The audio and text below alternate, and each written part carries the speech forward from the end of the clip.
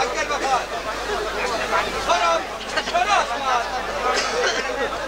আমি ওই শিবনগরে হাজারো মসজিদ বাদে গিয়েছিলাম।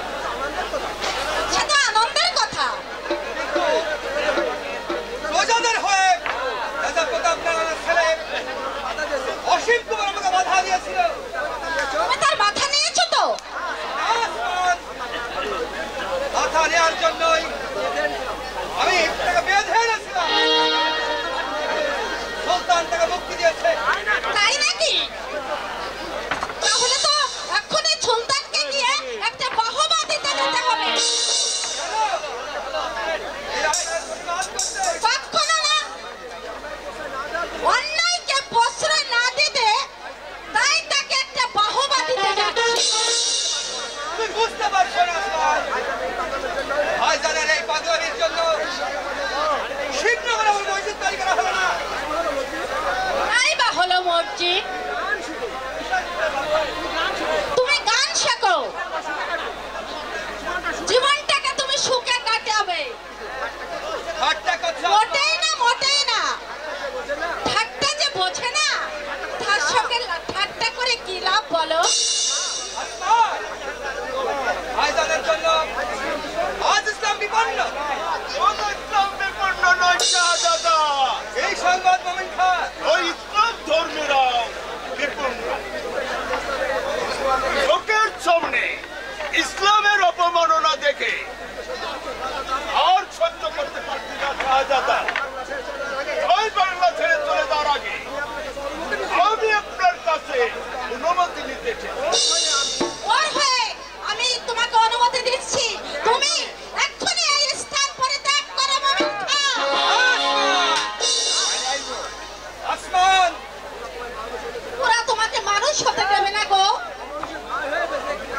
মানুষের ভাই হয়ে বেঁচে থাকা এই আমার দাদা অমানুষ।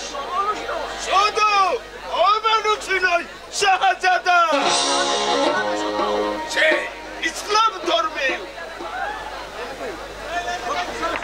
ইসলামের শত্রু। মোমিন খান শাহজাদা নইলে ওই ইসলাম ধর্মে হয়ে পীরের দরগায় সে আগুন দিতে পারতো না। আল্লাহ তুমি আমার দাদা কখনো নয়,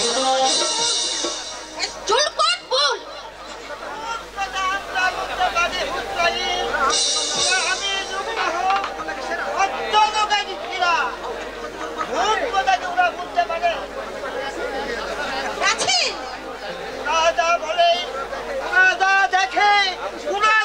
আছেন সবই সত্য, আমাদের কথায়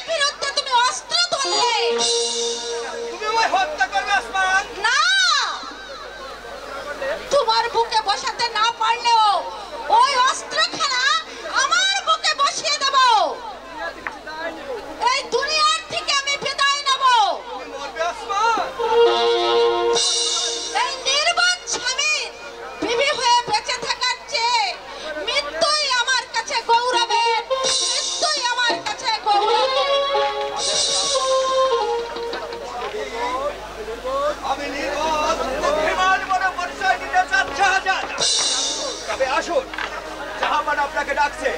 দাদা আমায় ডাকছে। হ্যাঁ, ওই পীরের দরগায় আগুন দেওয়ার জন্য। শাহজাদার ঘরে চাপিয়ে দিয়ে তিনি বুঝি সাধু সাজতে চান। এই বছর বুঝি তুমি শাহজাদার ঘরে দিয়েছো খাঁ সাহেব? না দিলে পদোন্নতি হবে না খাঁ সাহেব। বেঈমানও নয়, বেঈমান তুমি। চার দানাবাদি খেয়ে দেহটাকে পুষ্ট করেছ সুলতান জালালউদ্দিন করে গেলে যে তোমাকে সামান্য কৌশলদার থেকে পৌঁছে আলম পথ বানিয়েছে, তুমি যাও সেই মহান সুলতানের আঘাত করতে। হুঁশিয়ার নিয়ামত খা, সুলতানের দেহরক্ষী বলে উদ্যত আমি ক্ষমা করবো না। সুলতানের সঙ্গে দুশ্মনী করলে শাহজাদা বলে আমিও আপনাকে খাতির করবো না।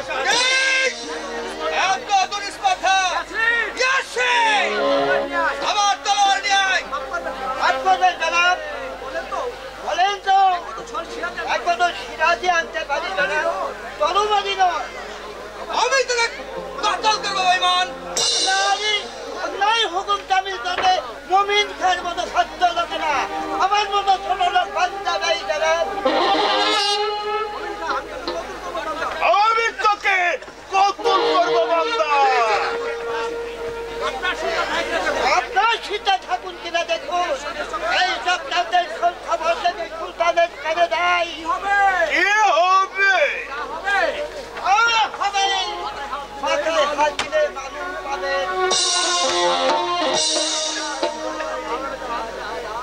তরবারি নিন দাদা, লোকে দুনিয়া থেকে সরিয়ে দিন। আমি দেবো মুমিন খাঁ, তোমাকে কষ্ট করতে হবে না। তুমি নিয়ামতকে হত্যা করবে দাদা? ভাই, হত্যা করবো আমি তাদের যারা আমার বিরুদ্ধে অস্ত্র ছাড়াচ্ছে। এ তোমার ভুল ধারণা দাদা। মুসলমান প্রজারা ধর্মস্থান পূরণের জন্য নিজেরাই উত্তেজিত হয়ে উঠেছে। যাবে নাকি নতুন দরগা তৈরি করে দেবে? সেখানে মাথা তারা দিয়ে উঠবে হাজারো হাজারো দাতব্য চিকিৎসালয়। তাহলে কি আমি ধরে নেব তোমার দাতব্য চিকিৎসালয়ের জন্যই আমি পীরের দরগায় আগুন দিয়েছ? কেউ তোকে বুঝিয়েছে তখন নইলে যে তোমার দাতব্য চিকিৎসালয় তৈরি হয় না দাদা।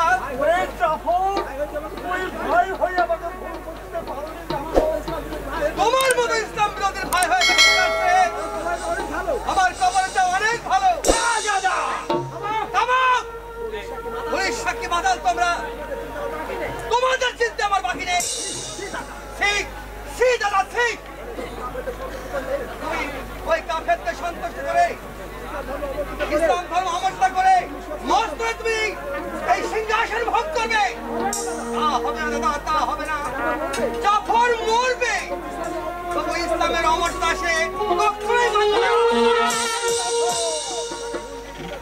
শামসুদ্দিন শুধু তোর বড় দাদা নয়, এদেশের দরদি বন্ধু হাজার হাজার বাংলা তোর পার করে খুঁজে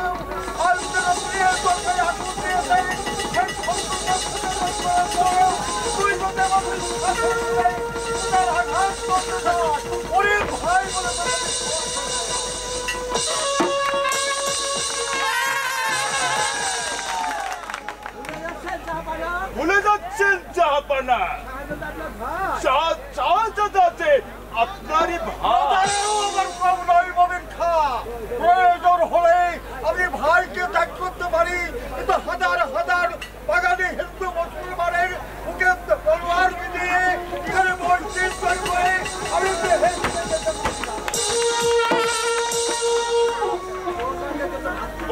ওদের জন্য ভাতৃত্বে ওদের ত্যাগ করলে তুমি বোধ হয় খুশি হতে মুমিন খাঁ। ইসলামের স্বার্থে সুলতানকে ত্যাগ করা তোমারও কর্তব্য। সেই কর্তব্য নিয়ামত সহস্রবার বেঈমান আমি নই মুমিন খাঁ। বেঈমান সে যে ধর্মের মুখোশ পরে বেধর্মের বুকে ছুরি বসাতে চায়।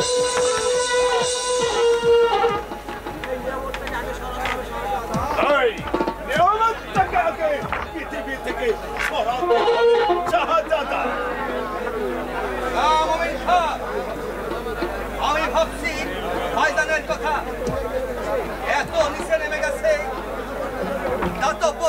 রাজপ্রাসাদ তৈরির জন্য সে পীরের দরগায় আগুন দিলে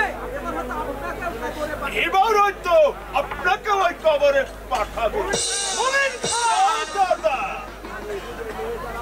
নারীর রূপের মোহে যারা দুষ্ট হয় তাদের অসাধ্য কিছু নেই। আর মানে মানুষকে ভালোবাসা তার একটু খণ্ডামি। এই ভালোবাসার হাপ্পায় সকলের চোখে ধুলো দিয়ে সে তার আকুল পলায় গোপন রাখবে। অবৈধ প্রলয় হ্যাঁ, অবৈধ পলায়। তার প্রলয় তো শুধু ভাবের সঙ্গে, তিনি তার বিবাহিত স্ত্রী। এতে আবার অবৈধ কি দেখলাম মমিন খাপ? অবৈধ শুধু আপনার আবির শাহজাহান আর একজন কে সেই নারী? আপনার তেল বাগিচায় পাত্রায় মমিন খাপ, দাদা, আমি তোকে খুন করবো।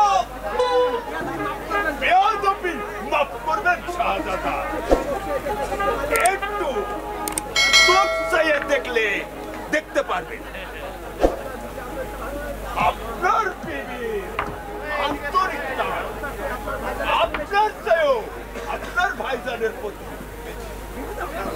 এমনি তো আমারও আছে। ওই আমাকে ছেড়ে তো কারো চোখে কথা বলে না, প্রশ্রয় না পেলে কারোর প্রেমিক কি কাকুকে বলে গালাগালি দেয় না। একটু আগে আসমান আমাদের নির্বোধ বলে গালি দিল, আমি তার ফসল। তবু আমার সে ভাইজানের প্রতি তার আন্তরিক টান সব থেকে বেশি। অসীমকে মুক্তি দেওয়ার জন্য ভাইজানকে সেই স্তুতির গান শোনাতে চাই। তবে কি সেই?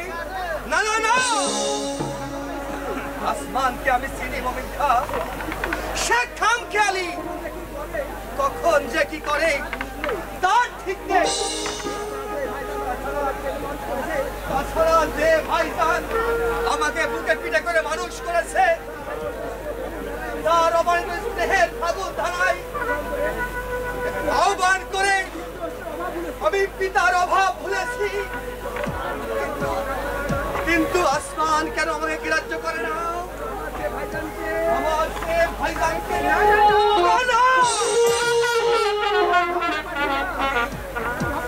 আমি আর ভাবতে পারছি না। ও খোদা, দুনিয়াটাই আসমান আর ভাইজানের মধ্যে কেউ কি সম্ভব? আমি বিশ্রুতি চাই।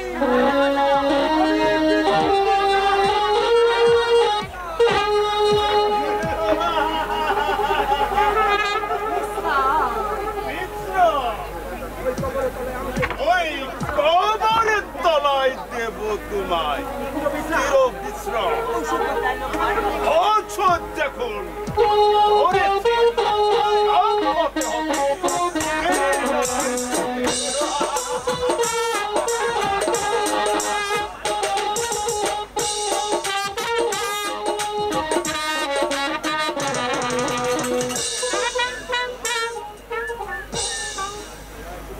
যুবরাজের বন্দী হওয়ার কথা শুনে মহারাজ ফিরে এলেন না কেন?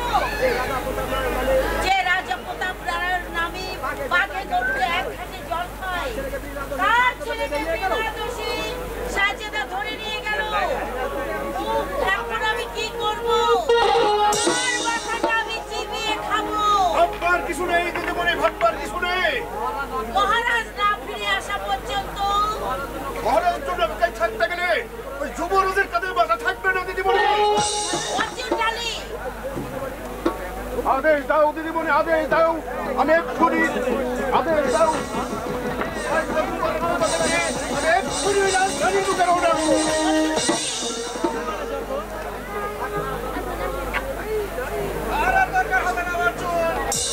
আমি নিরাপদে ফিরে এসেছি।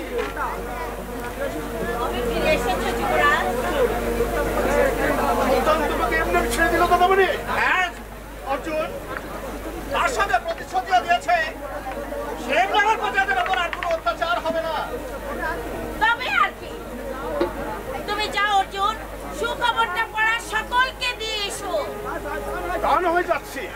হ্যাঁ, তুমি যেন আমার বেরিয়ে পড়ো না দাদা। সন্ধ্যের আগেই তোমাকে নিয়ে একটু বড় শিব মন্দিরে যেতে হবে। কেন বড় শিব মন্দিরে কেন? তোমার ভাই আমি 100 কোটি পুজো দেবো দাদামণি। তুই আমার জন্য পুজো দিবি? হ্যাঁ দাদামণি, তোমার জন্য আমি পারদ করে রেখেছিলাম গো, সেটা বুঝি চুকোতে হবে না? তুই আমার জন্য মানরত করেছিস? অর্জুন ধারীকে তুমি তোমার ভাইয়ের মতো বাঁচতে, তোমার বিপদের সময় সকলে চুপ করে থাকলে অর্জুন ধারী চুপ করে থাকতে পারে না।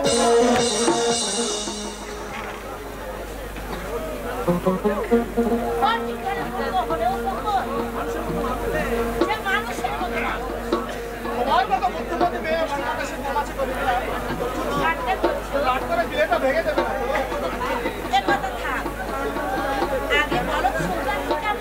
দূর থেকে যেটা ভেবেছিলাম, কাছে গিয়ে দেখলাম এত ভালো মানুষ হয়তো বাংলাদেশের আছে কিনা সন্দেহ আছে। ছদ্মবেশী দল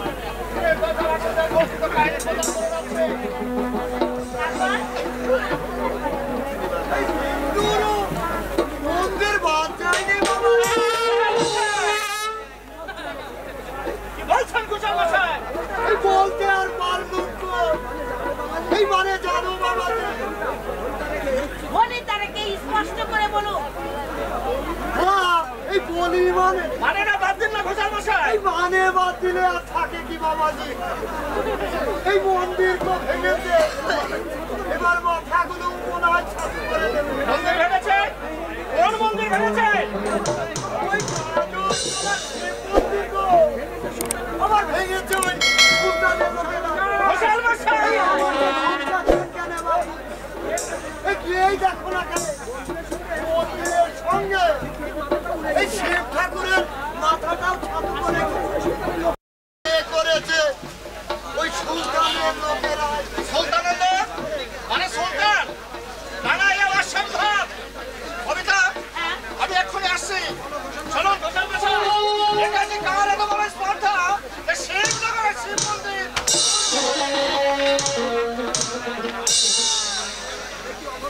একই অঘটন, মানুষের মানুষে বিরোধ, তাতে রসয় দেবতার কি দোষ? মহারাজের মুখেতে মহারাজের নবাবের প্রশংসা শুনেছি, সেই সুলতানি না না না, পূজাতে চক্রান্ত। ও রাজা, হ্যাঁ কবিতা, খবরাদের বন্ধু আর সংবাদ পেয়ে বলছি সুলতানের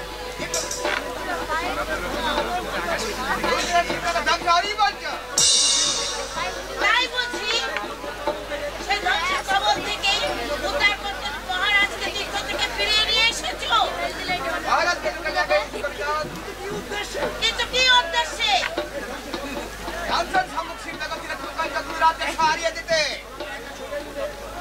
আমাকে একা সরিয়ে নিতে? শিবনগর তুমি রক্ষা পাবে না রজত। তার অর্থ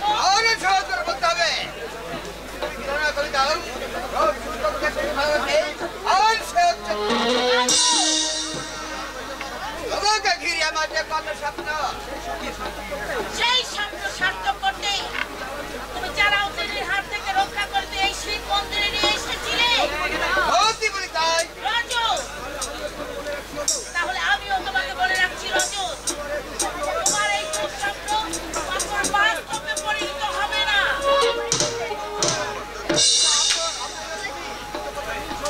কৃতজ্ঞতা নিঃসব করতে আমি তোমার পায়ের কাটা জিভ দিয়ে তুলে দেবো, চোখের জলে মুছে দেবো তোমার বেদনার অশ্রু। তোমার স্বামী বলে কোনোদিন আমি তোমাকে গ্রহণ করবো না। যতই তুমি যোগ্য হও না কেন, একদিন যাকে দাদা বলে ডেকে এসেছি তার সম্পর্কে অন্য কোনো সম্পর্কে আমি জড়াতে চাই না।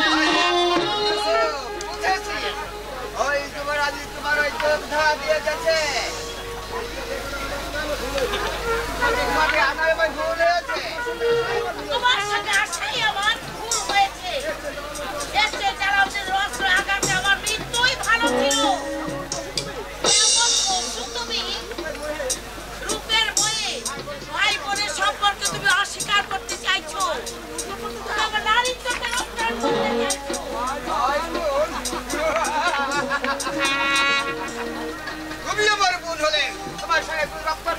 এই কবিতা বলতে যাওয়ার কথা বুঝাবার চেষ্টা না করে এখান থেকে বিদায় হও। নয়তো যুবরাজ জানতে পারলে তোমার ঘাড়ে আর মাথা থাকবে না। যুবরাজ কে রে? তোমাকে আমি সুখের ঘর মানতে দেবো না কবিতা। রাজু অযোগ পাকুল খাই কবিতা ঢাকা বিদ্যুৎ খবরকে উদ্ধার করেছিলাম। কারো সাথী হবে দেখলে এই রজত দিগার শান ফেলবে না। চলে এসো বলছে না ছেড়ে দাও। তোমাকে আবার ঠান্ডা যেতে হবে।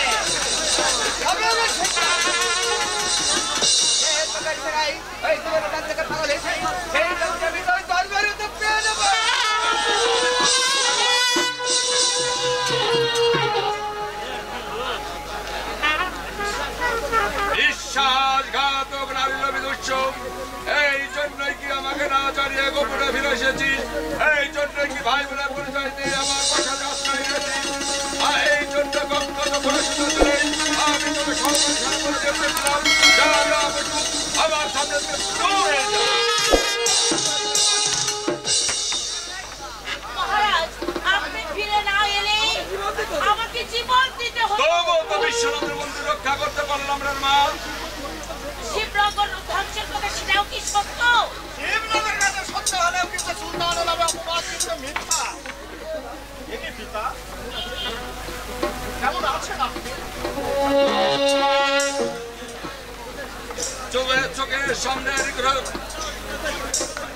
চোখের সামনে দেবতা নিগ্রহ দেখে ভালো থাকা যায় পুত্র। তোমার বন্ধু আবার সংবাদ ছিল আমি যতখানি বিচলিত নেইনি ততখানি বিচলিত যেমন আনন্দধারী দেবতার মন্দির আমার সংবাদ ছিলে এর যদি সংসারে আমার মুখে তরবারি নৃত্য করতো আমি হাঁটি মুখে বেরোতাম। ধ্বংসতাকে সুলতান দায়ী? হ্যাঁ পুত্র, তার মতো শীতালন্ত্রের পুত্র ছাপ এমন জঘন্য কাজ আর কেউ করতে পারে না। ঈশ্বর অভিশাপে কোনো লাভ হবে না তো হবে না।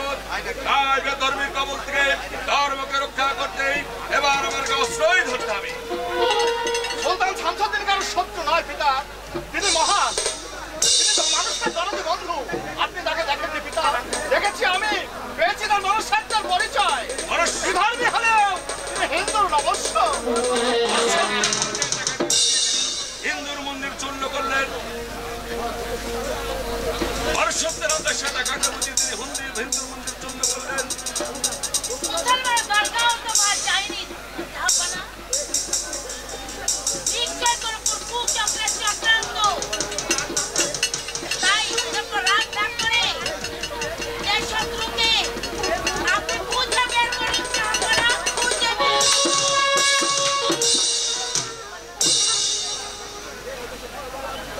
যে দেশে ধর্ম লাঞ্ছিত হয় সে দেশ কোন উন্নত হতে পারে না অবধূত। এই অপরাধীকে দণ্ড দিন মহারাজ।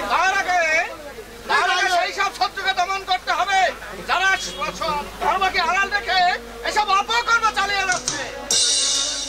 সুলতানি হিন্দু আনি সবচেয়ে শত্রু ও রক্তের সঙ্গে মিশাতে হিন্দু বিদ্রোহী না না, আমি রাজা প্রতাপ নারায়ণ ধর্মের অপমান কিন্তু সহ্য করবো না।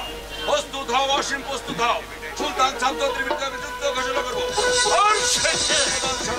তুমি মাফ করবেন পিতা, আপনার আদেশ আমি কিছুতেই পালন করতে পারবো না। সুলতানের কাছে আমি প্রতিজ্ঞাবদ্ধ, জীবন দিয়ে হলেও আমি তার জীবন রক্ষা করবো। বিদ্রোহীন হবে না কেন? যার দিনে ছোঁয়া লেগেছে হিন্দু জাতির উপরে, সে যেমন হাজার মানুষের পুত্র এই ইসলাম ধর্ম গ্রহণ করেছিল, সেমনি আমার এক কুলাঙ্গার পুত্র সুলতানের বাচ্চা নেই বংশের মুখে কানে বাগাতে চাই। আমি নিরুপায় পিতা। তাও পুত্র তোমাকে আমি ত্যাগ করলাম। পিতা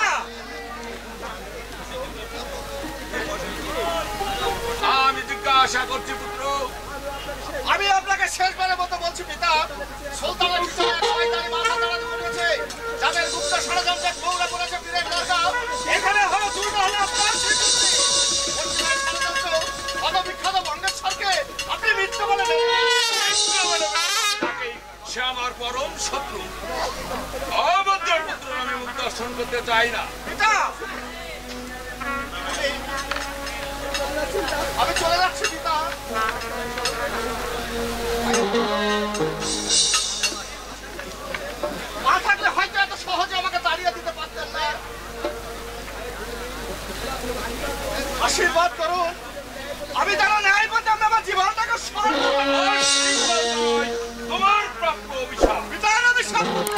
আশীর্বাদ পিতা আর মানুষকে যে ভালোবাসে সে হিন্দু হোক আর ভাঙা মুসলমানই হোক আমার কাছে সে দেবতা পিতা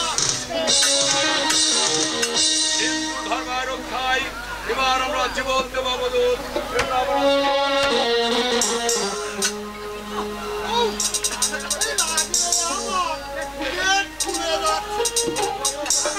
এই বিহার নবমলতা থেকে পাঠিয়েছে তারপরে মন্দির ভাঙার জন্য মোটামুটি ভূমিকা কিছু দেবে বলেছে এবার গাড়িটা বাদলে সব